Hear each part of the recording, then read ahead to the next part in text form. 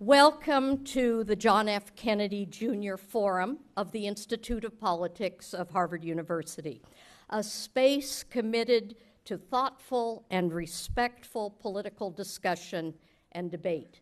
My name is Marilee Grindle. I'm a professor here at the Kennedy School, and I am the director of the university's David Rockefeller Center for Latin American Studies, which is co-sponsoring this event. On behalf of Dean David Elwood, I would like to welcome President Santos and his wife, the First Lady, Maria Clemencia Rodriguez, and their son, Martin.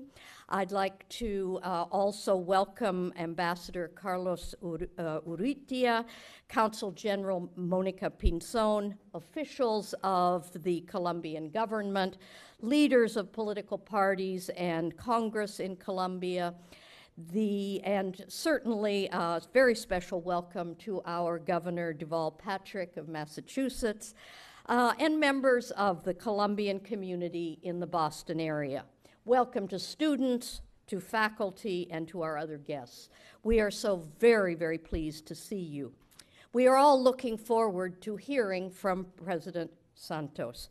And now it is my very great pleasure to introduce Jorge Dominguez, who is the Vice Provost for International Affairs at Harvard University, and he will introduce the President.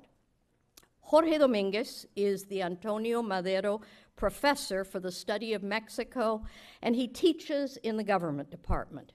As a professor, he has inspired generations of students to study about Latin America, to write about its history, its economics, its environment, and its cultures. And he has inspired them to travel to the region, to work, to carry out research, and to contribute in a multitude of ways to the countries and peoples of the region. He has also written a large number of excellent and groundbreaking books and articles about Latin America and U.S.-Latin American relations, helping us understand important issues and perhaps more importantly, keeping us asking important questions.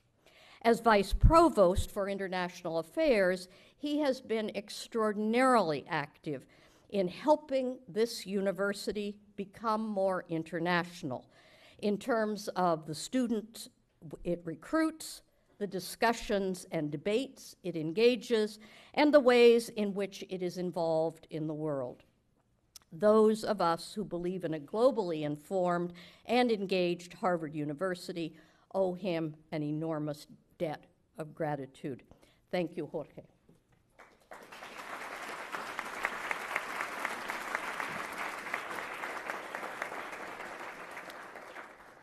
Thank you, Marilee, Mr. Governor, members of the Harvard community and friends. It is an honor to welcome to the Harvard Kennedy School and to the university Juan Manuel Santos, President of the Republic of Colombia. This forum, as Professor Grindle indicated, has been devoted for many years to understanding, to debate, to respectful dialogue, and we know that this evening will be such. Juan Manuel Santos has had a distinguished career in a variety of roles as a journalist in the newspaper El Tiempo, as Minister of Foreign Trade, as Finance Minister, as Defense Minister. Has devoted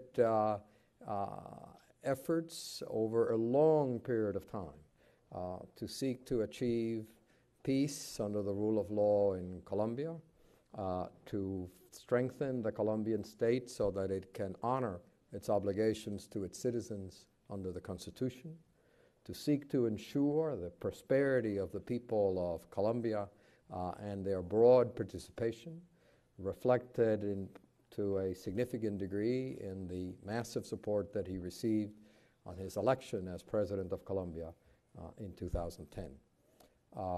For all of those reasons, of course, I am honored to welcome him this evening. But I'm also pleased because he has a long-standing association with the university.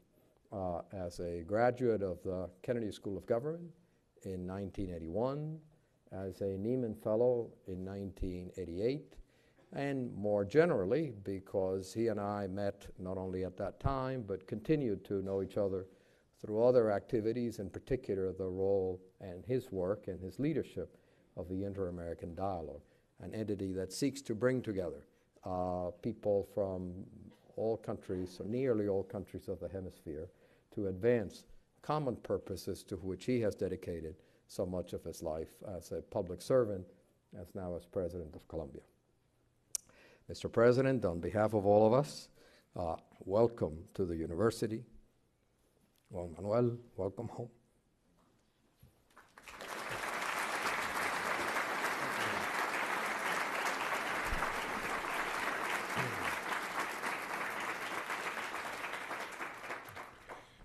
Well, thank you very much, Jorge, for your kind words. He's been my permanent professor from many, many years ago. And I am very, very happy to be here. Mr. Governor, thank you for your recent visit to Colombia, and you know you will always be welcome back. And the relations between the state of Massachusetts and Colombia, I hope we can improve them more and more every day. The Director of the Institute of Politics, thank you very much for having me here. And thank you all for giving me this opportunity. I really feel very happy to be back at the Kennedy School. I remember sitting down on those stairs many hours studying, and what I learned here I've been applying throughout my public life. I remember especially well one course. It was called The Uses of History.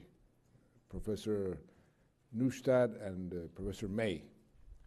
And that course taught me, in a way, how to use, in the best way possible, history to take decisions that are useful in this responsibility of government.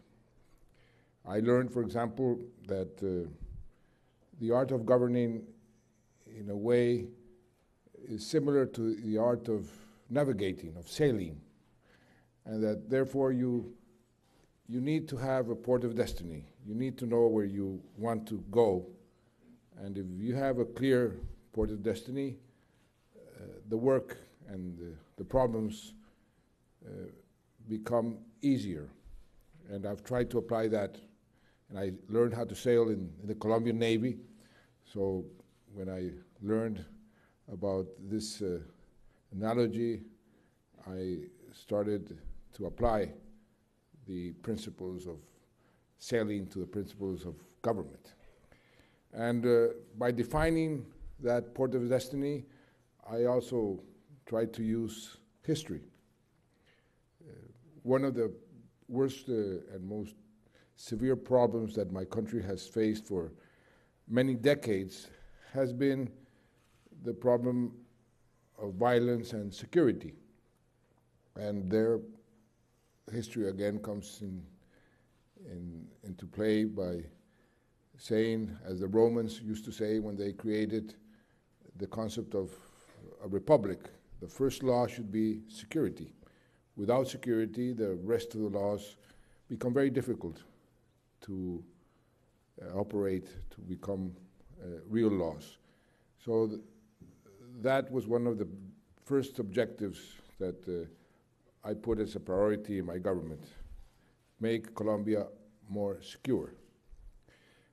A second objective, and again using the example of history, is the need to modernize the country, constantly modernize the country. There are many examples in the world, in the history of success in this aspect. One of the examples that I investigated and tried to apply to our government was Singapore, how they modernized their economy, how they modernized the country, and we've been trying to modernize our economy, our country. And that is a sort of a second fundamental objective.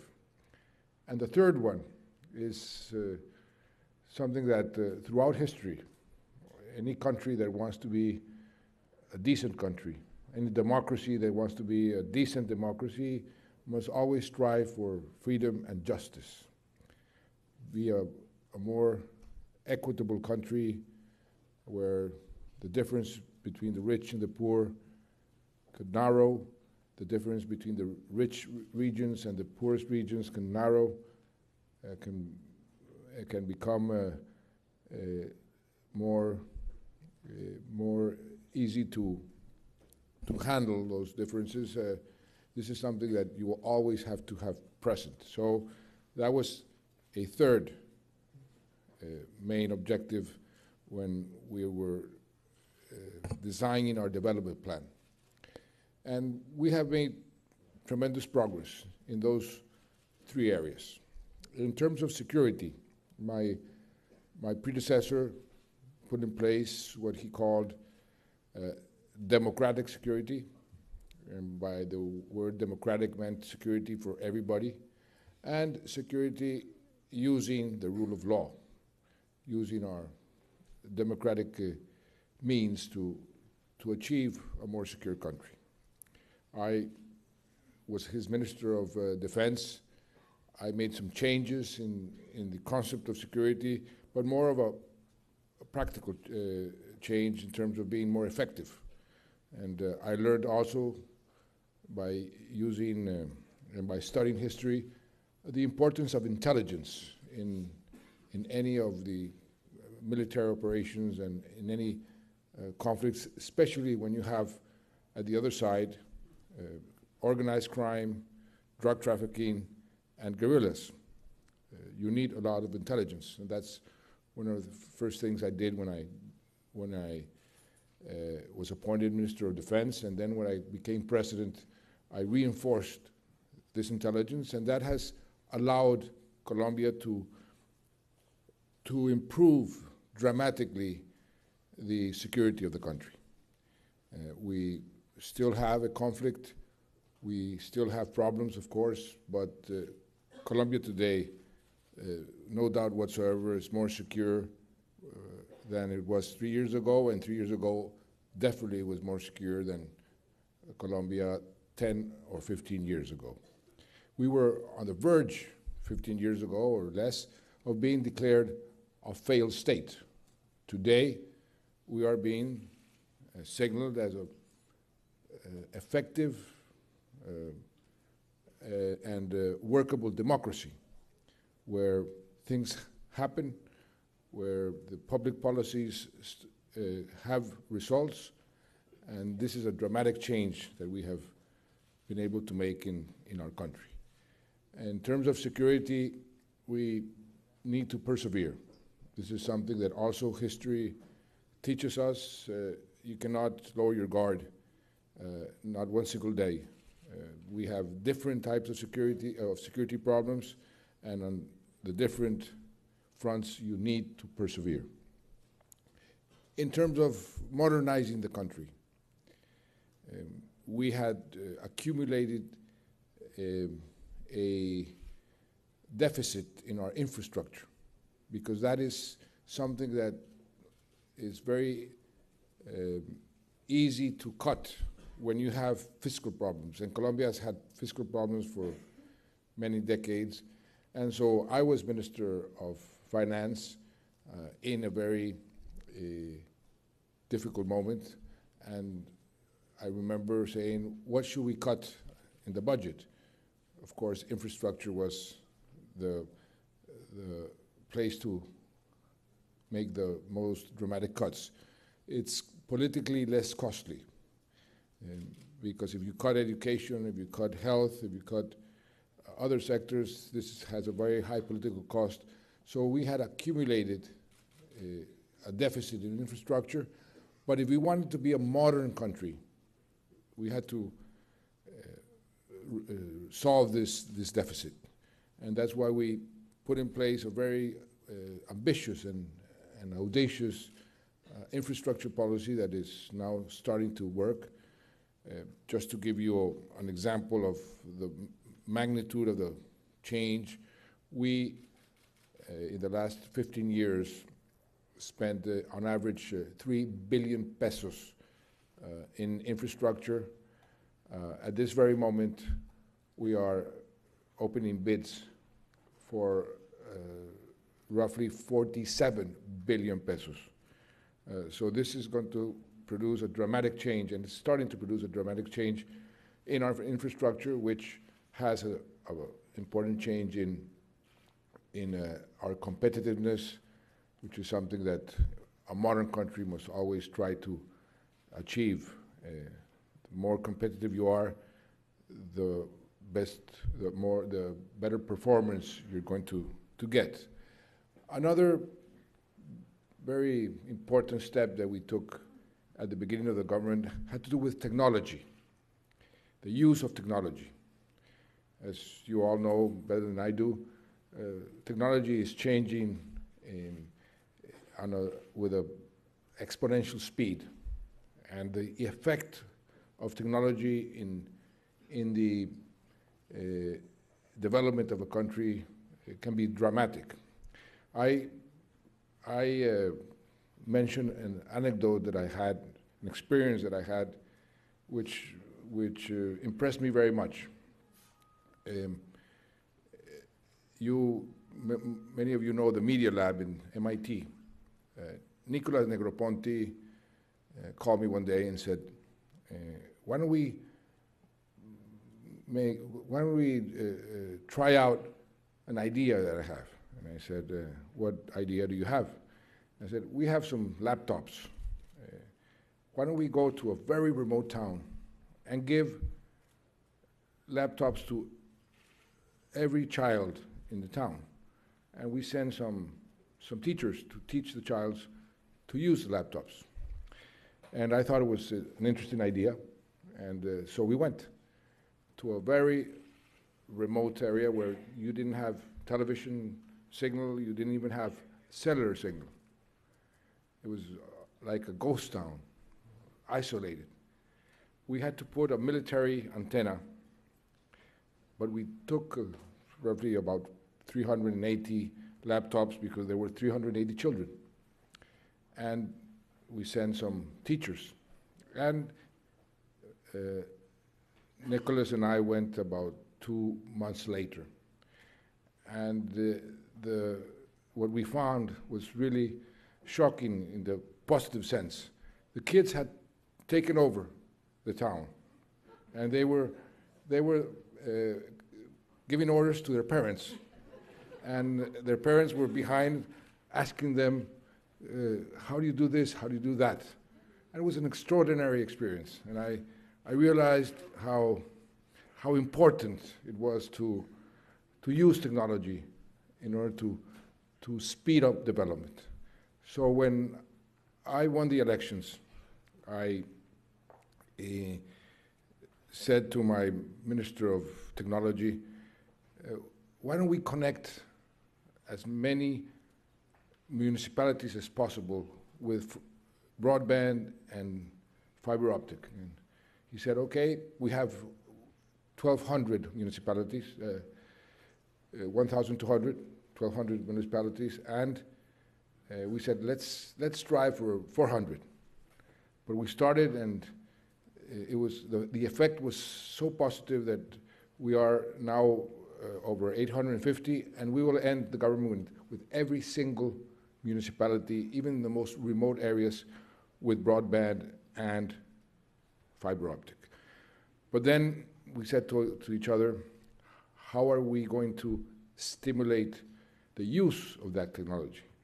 So we are investing a big amount of money in buying computers and tablets, the best possible quality, and we are giving to especially the poorest children of Colombia access to tablets and computers.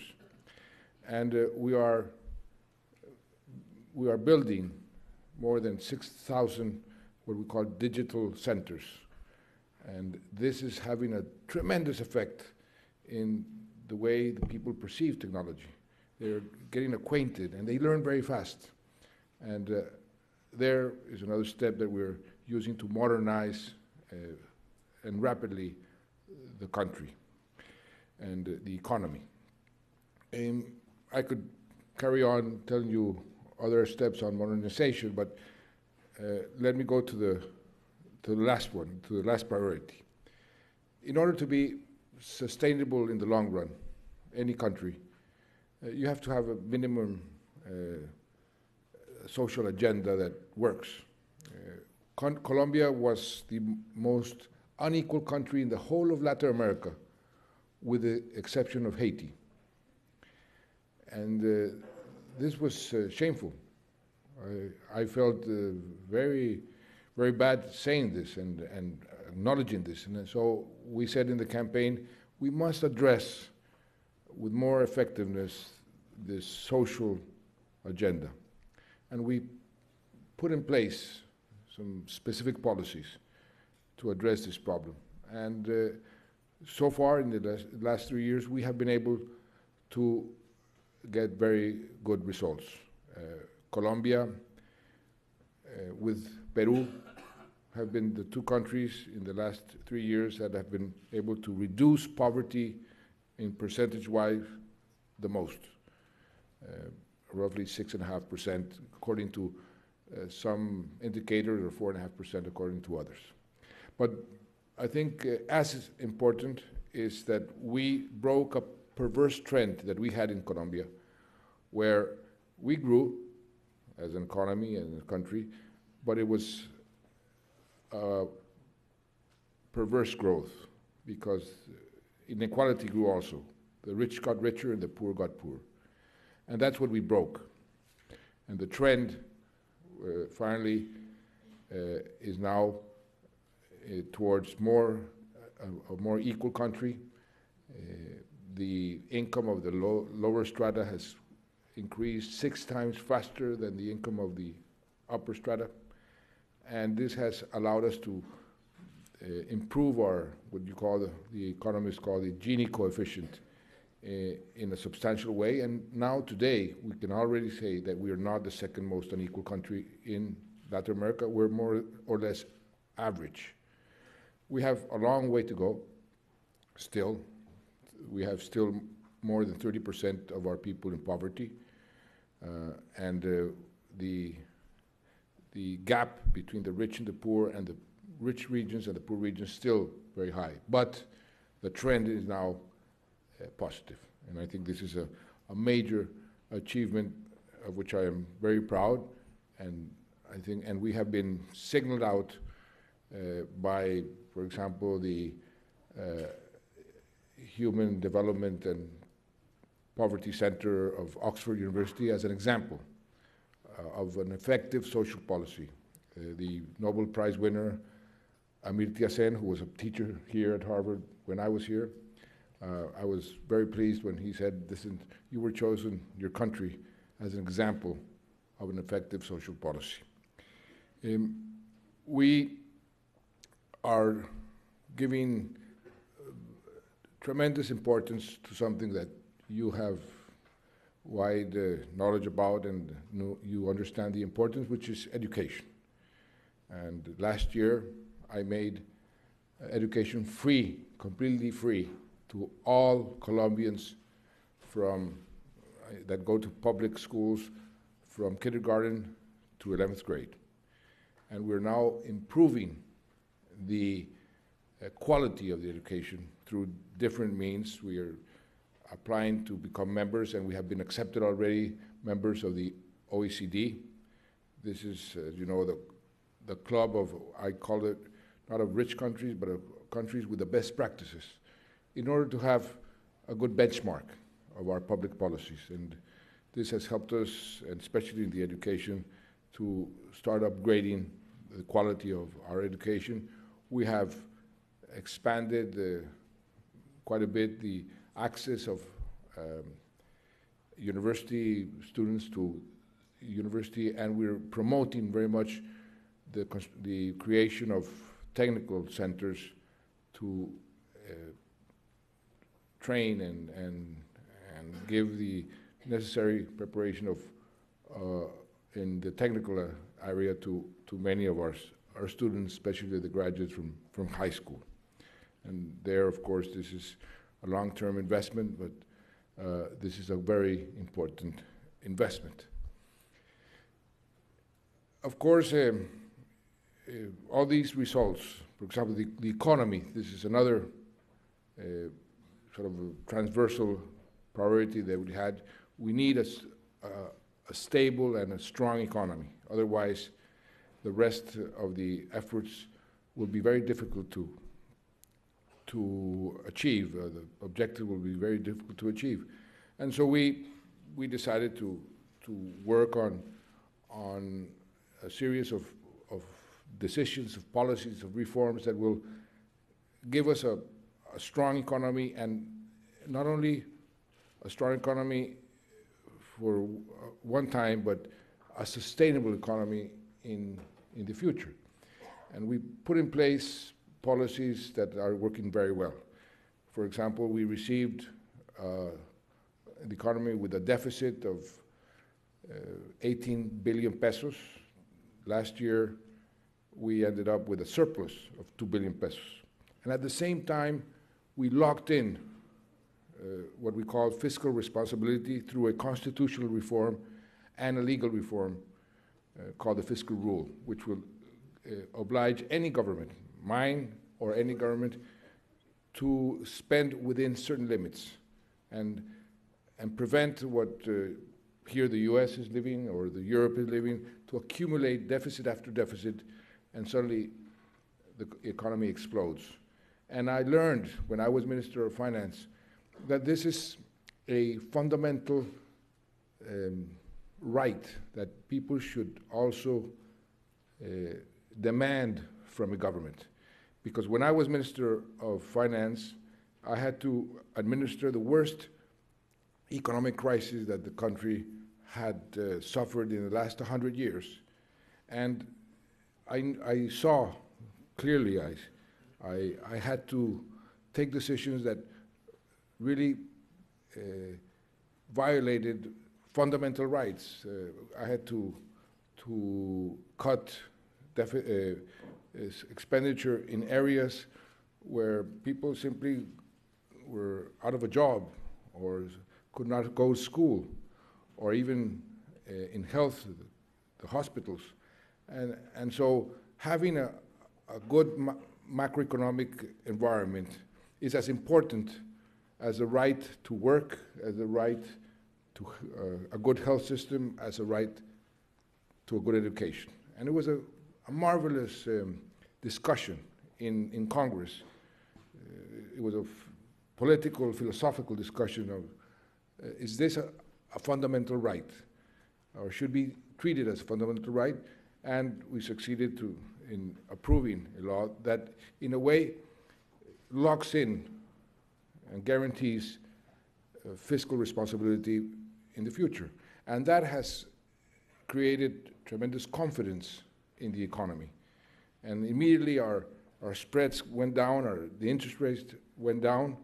We now have great access to the international markets at a very low cost, low compared to what we had before. And so this is a virtuous circle that we have been constructing. Another thing that we have done quite successfully is the creation of employment. We have been able to reduce unemployment month after month for 36 months in a row. Not one single month has unemployment increased compared to the same month the year before. We have created more jobs than any other country in Latin America, and formal jobs, which is very important. Before we created jobs, but they were informal jobs. So all this is adding up to creating an environment which is quite positive. Of course, we have many problems. People ask me, why were you able to have these reforms approved in Congress, very difficult reforms? Another big reform that we did was the redistribution of our royalties, that we decided to redistribute the royalties with a much more equitable basis. And I said, well, we have something which is very scarce in today's world, governability, the ability to govern. And we acquired the ability to govern also using the lessons of history. This time was the lesson of a former great American president, Abraham Lincoln, when he invited his rivals to become part of the government. And that is exactly what I did. When I won the election, I told my former rivals, listen, you're different. What you were proposing in the campaign is not very, very different from what I'm proposing. Why don't we get together and agree and join the government? And we were able to create a very strong and effective coalition. We call it the National Unity. We managed to have almost 90% of the Congress. And that has allowed us to pass constitutional reforms and legal reforms in an unprecedented way. Never before, I think, had we been able to approve such drastic and, I think, positive reforms. And so that has been the basis for the results that we are now seeing. And of course, all this has been done in the middle of a conflict, of a war, more than 50 years. We have had wars with the guerrillas. That has been, the drug trafficking has been like a poisonous arrow that has penetrated all of our violence. And we have, and I have decided to also learn from history. Every war should end through a negotiated agreement. You need to try to sit down and negotiate the end of the war. First, you need to do everything possible to convince the other side that it's in their interest to negotiate. And that's why the military offensive was very hard, very strong, and very effective. And then the offer of a peace agreement. And that's where we are right now. We are negotiating in Havana, and I hope that we can end a 50 years of war, which will, in a way, liberate the real potential of my country. Because this potential has been restrained. There was like a break by this conflict. Investment, the perception of the country, the way people, for example, invest in the countryside, they invest very short term. The presence of the conflict has been a nuisance. The problem is that we have got accustomed to the conflict. And like it was a day-to-day situation, a normal situation. This is very bad for any society. So we are trying to get rid of this conflict, trying to convince the guerrillas to change their bullets for votes, to change their arms for arguments, and to continue the struggle, but through democratic means. And they will have all the guarantees, and I hope they realize that this is a great opportunity for them. It would be a great opportunity for the whole country. And if we achieve this peace, then the other objectives will be much easier to realize, to obtain. It's not easy. I can tell you something which is, I've experienced it personally. It's much easier to wage war than to try to achieve peace. Much more popular to wage war politically. When you wage a war and you have the upper hand, this is a very popular thing to do. And you show the bodies of your enemies, and people applaud. But trying to make peace has all kinds of difficulties. First of all, there are enemies of the peace, people who don't like peace or who live out of war. These people take advantage of the contradictions of a peace process. For example, I put two conditions since the beginning of this peace process. One condition is no ceasefire until we reach an agreement. Why did I did this? Because, again, history has taught us, has taught me, that the guerrillas are experts in taking advantage of ceasefires. And in the past, the upper hand militarily was in their hands, not in ours. Today, the situation is different.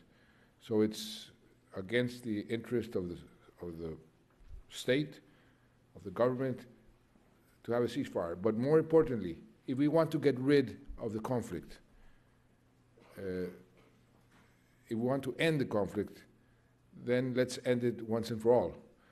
But if you make a if you agree a ceasefire and they maintain their arms, there's a perverse incentive to prolong the negotiations eternally. So that's one of the reasons why we made this condition. We imposed this condition. Of course, it's difficult to explain to a common person that you are talking in Havana and shooting in Colombia. There's an apparent contradiction. You have to be very pedagogic. You have to teach them and explain to them clearly why this is better than a ceasefire. Or, for example, the condition that nothing is agreed until everything is agreed. And the agreements must be, in a way, secret. They cannot be made public until we have the whole agreement. Why did we put this condition? For a very simple reason. We agreed on an agenda, and each item of the agenda by itself is liable to be misinterpreted or simply misused by the enemies of the process. If you ask the Colombian people, would you like the FARC to participate in politics? The majority say no. These people have been only kidnapping, killing, recruiting kids. They deserve nothing. You ask the people, would you like the FARC to be members of Congress? People automatically say no. They don't deserve to be in Congress. They are X and Y, and they certainly not. But if you ask the people for a whole package, with this ingredient and this other ingredient, and they will give up their arms, and peace will come, and these are the benefits. When you have the whole package, people will say yes. It's like, I use the analogy of a painter who wants to sell his painting. He won't allow the potential buyer to come into his studio and see the painting when it's 15% or 30% or 50% painted. No, he wants to complete the painting and then show it to the prospective buyer and says, you buy it or not? And that's what I'm trying to do with the Colombian people. I said, wait until we have the whole agreement. And you will have the opportunity. This is the first time that a country is going to put to the people the decision, the ultimate decision, if there is peace or not.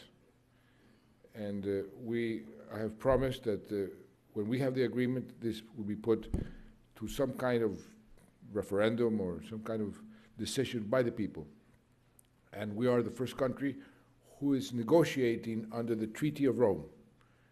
And so in a way, we're becoming a precedent for other countries that would, in the future, would like to solve conflicts in the way we are doing. So we, in a way, we're becoming a guinea pig in the solution of conflicts. I was discussing this yesterday with the Attorney General of the International Penal Court. In Colombia is now a precedent, and we must be very careful on giving the correct signals and hopefully doing things the correct way in order not only to succeed in our peace, but to leave a precedent for future cases of conflict resolution. So we're in that stage.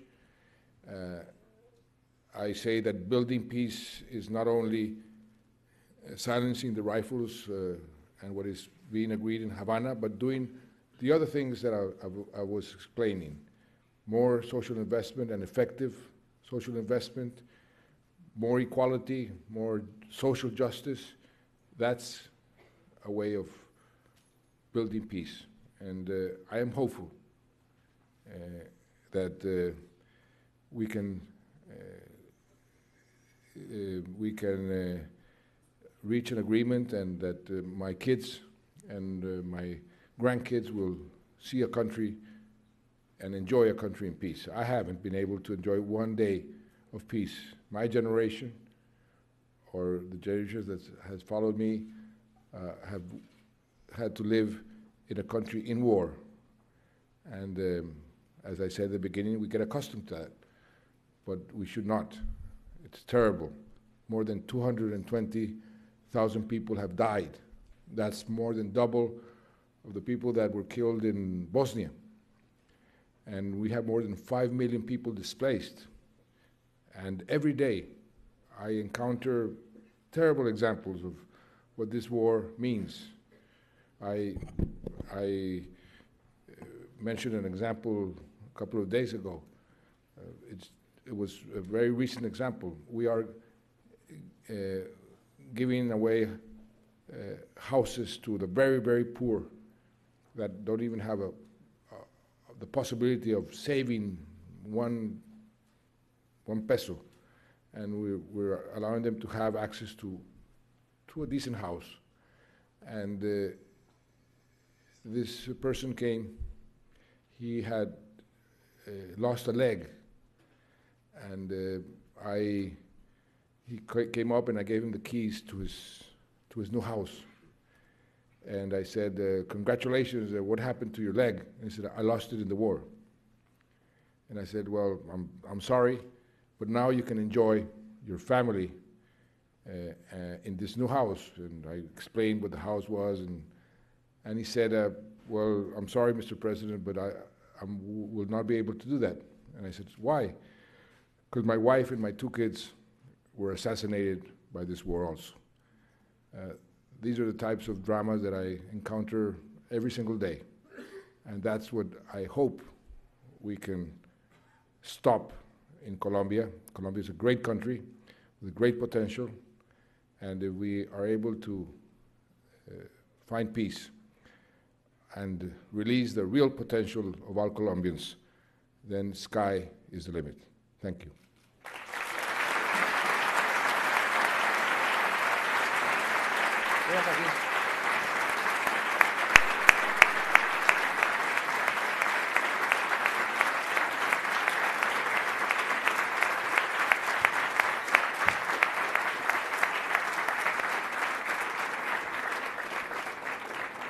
We now have some time for questions, and as evidently some of you know, the way to ask a question is to line up behind a microphone, and I will be going through and calling upon those who have lined up. I also want to remind those of you who have been here before and inform those of you who are at the forum for the first time that there is, first of all, the spirit that my colleague, Professor Grindle, indicated before. This is about dialogue, respectful, civilized, in our university. But specifically, when you ask a question, you start by saying your name and your affiliation. You then are brief. And thirdly, whenever you end your brief statement, I ought to be able to hear a question at the end. And so I will begin with a question for you. Why is this time different? So there have been negotiations between the FARC and the Colombian government in the past. In the 1980s, some from the FARC who put down their weapons joined the Unión Patriótica, were then assassinated. Under the Pastrana presidency, there was a ceasefire, and the FARC violated it and took advantage of it. What today would give the FARC reason to believe that its members would not be assassinated if they lay down their weapons? And what today would give you confidence that the FARC would put down its weapons under the rule of law in Colombia and join the law and the Constitution? Well, I think the conditions of Colombia today are very, very different from what they were 10 or 15 years ago. Starting by something that I mentioned, which is the military balance. During the Pastrana administration, and I was a member of that administration, I was Minister of Finance, the guerrillas had an upper hand in their military capacity in many areas of Colombia. They really controlled. We started then a process of strengthening our military. We started Plan Colombia with the United States, which has been probably the most successful bipartisan foreign policy initiative that the United States has made in the last, 30, 40 years. And so it's a different conditions.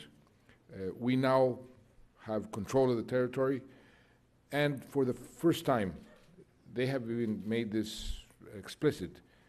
They know that through armed struggle, they will not achieve anything. They will not achieve power.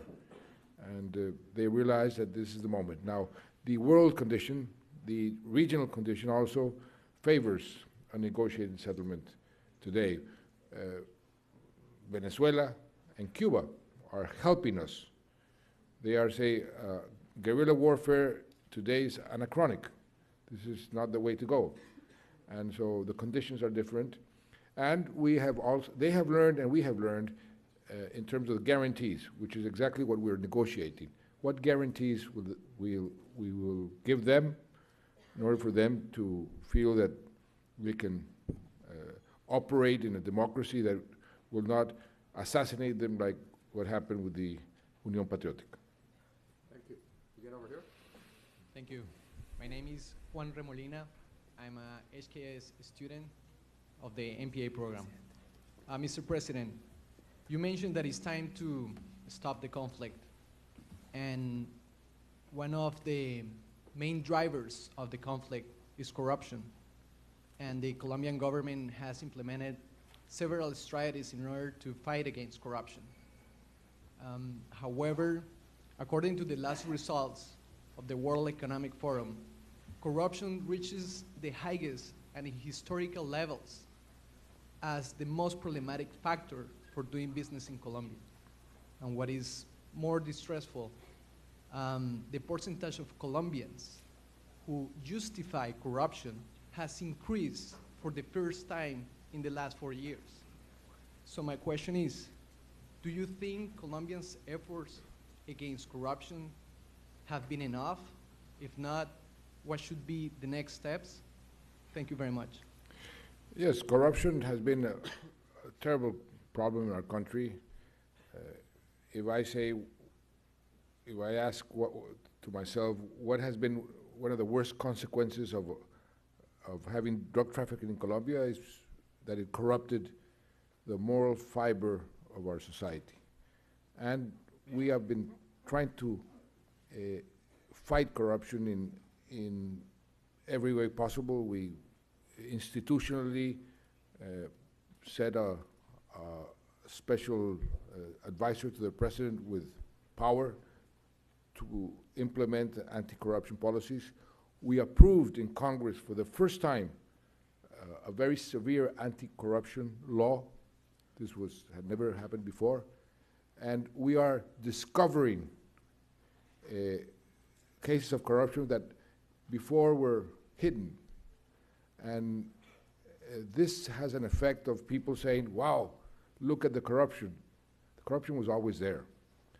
But we're fighting it, and we're focusing the light of the government and of public opinion on the most dramatic cases. This has a short-term negative impact on perception. People say, look at what happened, look what they discovered. And they say corruption has gone up.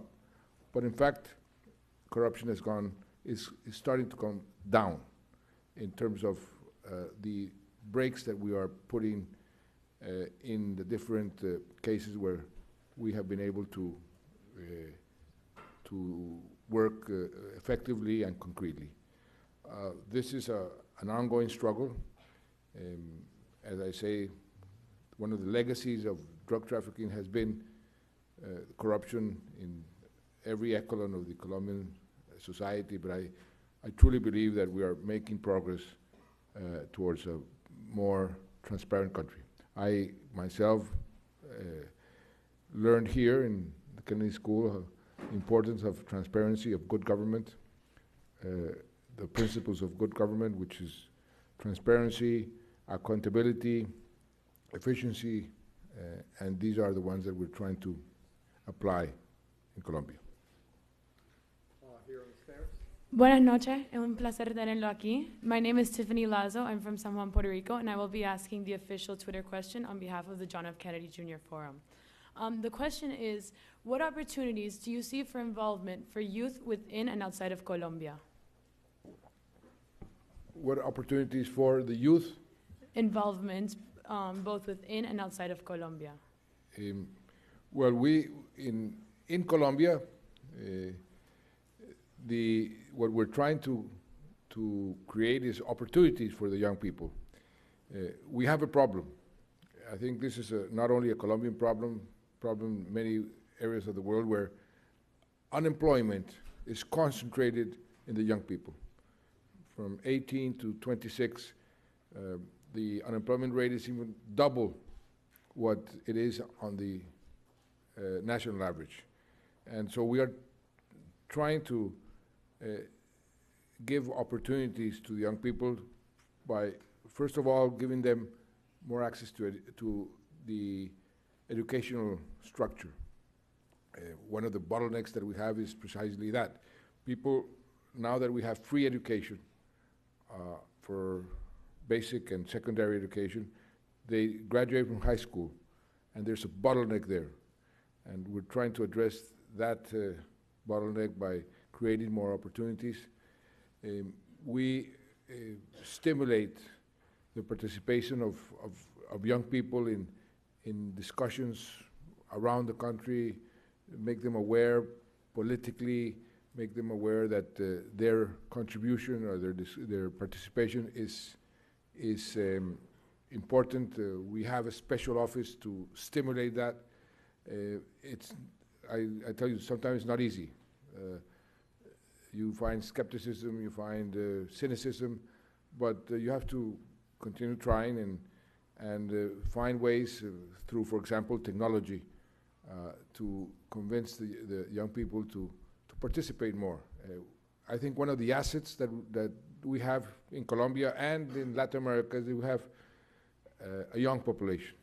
This must be an asset and not a problem. But you have to offer them better and better opportunities. Thank you. Buenas tardes. Thank you, Mr. President, for being with us today. My name is Hillary Higgins, and I am a junior here at the college with Colombian parents. And my question is, if the peace negotiations are successful, then what strategies could your administration or the next administration implement to sort of impede the formation of criminal bands that often arise out of the demobilization of guerrilla groups, such as those that arose out of the demobilization of the paramilitary groups that are still a problem in the nation today? Thank you. That's a good question. We are now starting to think in what they call a post-conflict. And one of the issues that we have to address is precisely the one you mentioned. Many times after the resolution of a conflict like Colombia, what is left over is increased violence. People who have only been taught to shoot and to kill. Many of them don't learn something different, and they're easily recruited, especially if you have, for example, drug trafficking. They are very easily recruited.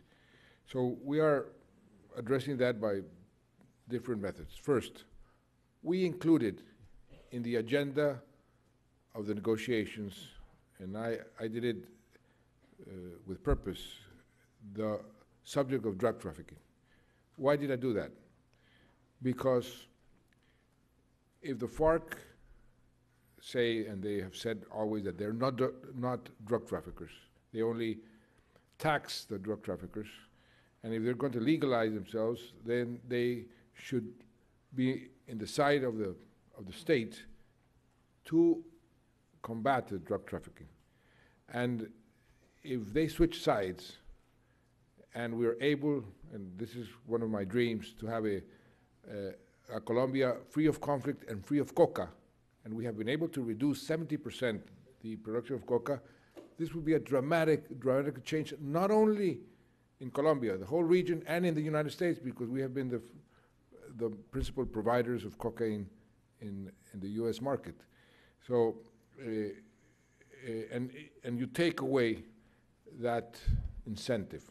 At the same time, we have had a good experience with many faults, many errors that we have committed, but the experience with the paramilitary on what they call the demobilization, how you integrate them into society. There we have learned that we have to stimulate the businessmen to accept people who were in arms as a normal person, part of society. That is something that we're starting to do already, and this is a big challenge. And also, I hope that we can negotiate a transfer, a transition with the FARC in order to give them some kind of help to make their members productive citizens. Good evening, President Santos. My name is Antonio Copete. I am a postdoc at the Center for Astrophysics here at Harvard, and I'm from Colombia. My question comes from originally from what I heard you in your inauguration speech when you were, I think, probably the first president in history who said the word science and technology in your speech. And well, I was very impressed by that. And you know, with some of the future developments, like for example, the visit of the governor of Massachusetts this year. At the same time, there's been some worrying signs for me as a Colombian researcher abroad. For example, some declarations by the head of Colciencias of just a few weeks ago, when she said that basically Colombia didn't offer the conditions for Colombian researchers abroad to come back home. So I would like to hear directly from you what your vision is when it comes to scientific and technological development for Colombia, specifically in the areas of research and innovation. Thank you. In politics, you show your love through the budget. They say that's a very crude way, but a frank way to say it. No? If you like education, you put more budget in education. If you like sports, you give sports more budget. In the case of research and development, for the first time in Colombia, in the reform that we approved in Congress, 10% of the royalties of Colombia go to research and development. This is an increase of, I don't know, 100%, and not 100%, 100 times what they had before. The challenge now is how to use that how to use those resources effectively. There's, as always, a competition between the pure scientists or the innovators in the business world. They say, no, this money should go to innovation of productive processes in the industry or in agriculture. Others say, no, this should go to basic research. We must concentrate the resources and create the sufficient critical mass of researchers in order to start a virtuous circle. We're in the process of discussing that. We now are accumulating the resources, and we have to decide how to best use those resources. I must confess that I am a bit sorry that I didn't think about the institutionality of innovation. Innovation, when my development plan was published, we had 5 locomotives. We said the engines of growth of our economy would be infrastructure, the agricultural sector, housing, oil and mining, and innovation. Innovation has been the most important factor in the growth of most of the Asian countries. They increase their productivity through innovation. Latin America in general, Colombia is part of Latin America, we have very low productivity. The culture of innovation, we're just starting to stimulate it. And I failed in not thinking of a good institutionality to promote innovation. And I think we must address that vacuum soon in order to be more effective in the use of those resources. Question over here. Hello, and thank you so much for being here tonight. My name is Carolyn Roederer, and I'm a junior here at the college, as well as a member of the John F. Kennedy Jr. Forum Committee. And tonight, I'm asking the official question on behalf of the committee. In the past, you've expressed concern about climate change, but given the importance of the oil and gas industries to Colombia's economy, how do you reconcile your desires for a strong economy and your desire to combat climate change? And how can Colombia respond to these shifting needs going forward? Great question. And I question myself every day on that issue. Colombia is a very rich country in terms of oil and minerals. And we are extremely rich in terms of biodiversity. We are the richest country in the world in biodiversity per square kilometer. And how to address that? As a matter of fact, yesterday morning, 8 o'clock in the morning, we launched an initiative that has been chaired by Felipe Calderón, former president of Mexico, who is now in the Institute of Politics. He's chairing this commission. We launched it with the Prime Minister of Norway, 7 countries that we're going to try and find an answer to that question. How can you make economic efficiency compatible with the need to stop the climate change and to protect the environment? Nobody has the answer yet, the real answer. In Colombia, we're trying to do as much as possible. For example, a couple of weeks ago, we declared a national park, Chiribiquete, the size of Belgium. Nobody can come in, nobody can exploit it, no deforestation, no mineral resources can be exploited. Senator Leahy said that decree did more for the climate change than many countries have been doing in the whole lifetime. We are trying to protect our biodiversity in many ways. One of the ways to protect biodiversity is to address poverty. One of the people who are in a bad shape, they go and simply cut down trees because they need to live. And so a good social agenda is also a way to address this problem. But this is the big challenge that the world has and a great challenge that Colombia has. Colombia is a very vulnerable country in terms of climate change. When I'll tell you an anecdote. When I was inaugurated, I went, before Congress, I went to the Indians of the Sierra Nevada. They are the oldest Indians in Colombia and very wise. And I said, I come to you and ask your permission to take over the government. And they considered that a good gesture. And they said, well, we wish you luck, but you're going to start paying a high price. And it's not going to be your fault. It's a high price that your country is going to pay for many, many decades of neglecting Mother Nature.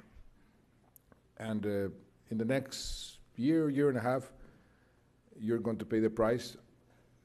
I'm sorry, but you are not to blame, but you are going to pay. And the worst floodings and the worst rains that we have had in our history, the worst natural disaster came to us, and I had to spend a big part of my budget and a big part of the energy of the government addressing this problem. So we have learned. I remember Vice President Gore going to Colombia and telling us something similar, saying, Colombia is extremely vulnerable. You're very rich, and you are becoming a sort of an example. And what you do, people will analyze it very carefully. We participated very actively in the Rio Summit. We were the ones who proposed the Sustainable Development Goals. We made part of the panel with Prime Minister Cameron of making these goals measurable, and we're working hard on that. But I confess to you, we don't have the exact or correct answer. We are working on it. Thank you. Last question over here. Hi, my name is Jonas Holtzman. I'm a freshman at the college. You mentioned that when you came into office, you inherited a deficit of 18 billion pesos, and you now have a surplus of 2 billion pesos. And you did that all while making significant investments in, I think you said, education, access to technology, infrastructure. So I'm wondering what policies or strategies allowed you to achieve those maybe contrary goals at the same time? What policies? What? Sorry? Could you ask? What policies or strategies allowed you to make significant investments at the same time while eliminating your deficit? Good. Yes, apparently it's a contradiction. You spend more, yet you reduce the deficit. We increased by roughly 45% the revenues through eliminating tax breaks for the very rich, and through more efficiency in the administration of the taxes, of how you collect the taxes, and also the economy grew faster, and then therefore you got more revenues. The royalties went up substantially. You got more revenues. So we were lucky, but we were able to combine more investment, and hopefully the investment will produce more revenue in the future. And that's the way we're approaching that. For example, infrastructure. The infrastructure, what we're doing is, there is a scheme called the private-public associations. through those schemes, you use the private sector and the private capital to do a lot of the work that the government usually does in investing, for example, in infrastructure. So we're using different combinations of to use more efficiently the scarce resources that every government has. I want to close by thanking you, Mr. President, for your remarks, for answering so many questions. I want to thank everyone that is here, and in particular, I want to thank you on behalf of the faculty and students of the university. Thank you very much.